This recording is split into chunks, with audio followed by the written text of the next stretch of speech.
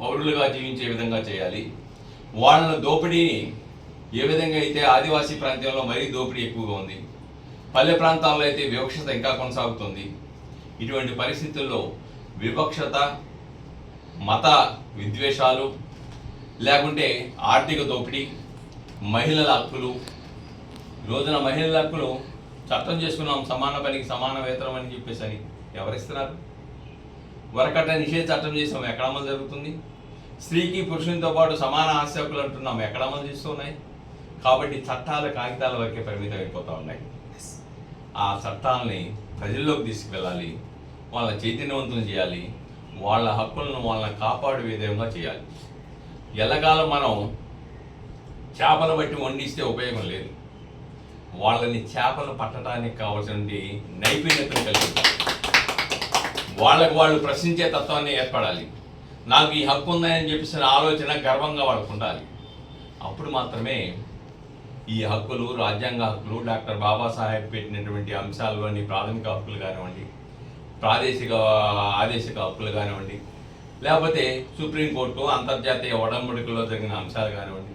ఈ రోజున జైలు సోకు వచ్చేటప్పటికి ఎవరు ఉంటున్నారు జైల్లో?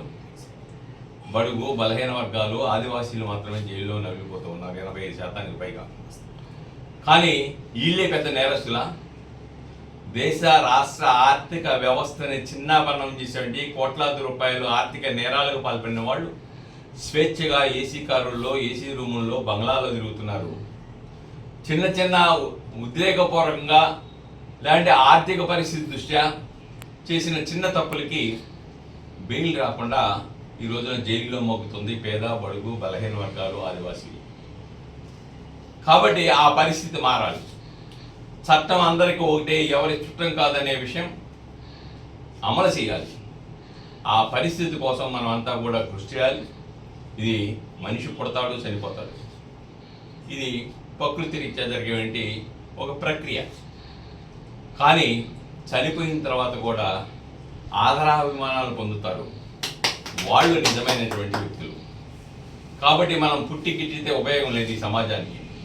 ఈ భూమి మీద పుట్టినందుకు మనం ఏం చేశామో ఈ సమాజానికి అనేది మనం ఊహించుకుంటే, ప్రతి వ్యక్తి ఆలోచిస్తే డెఫినెట్గా సమాజం బాగుపడుద్ది. ధనిక పేద తేడా లేని ఒక సమానత్వం కలిగిన సమాజం వస్తుంది. అందరూ స్వేచ్ఛగా జీవిస్తారు, స్నేహభావంతో జీవిస్తారు, కులాలకి మతాలకి అతీతంగా జీవించి తమ రాజ్యాంగ స్వేచ్ఛని పరిరక్షించుకుంటారనే విషయం మనం గమనించాలి. ఆ దిశలో మీరంతా పనిచేస్తున్నందుకు మీకు కూడా ప్రత్యేక అభినందనలు తెలియజేస్తూ ఈరోజు మీరు అక్కడి నుంచి ఇక్కడ వచ్చినందుకు ధన్యవాదాలు తెలియజేస్తాము.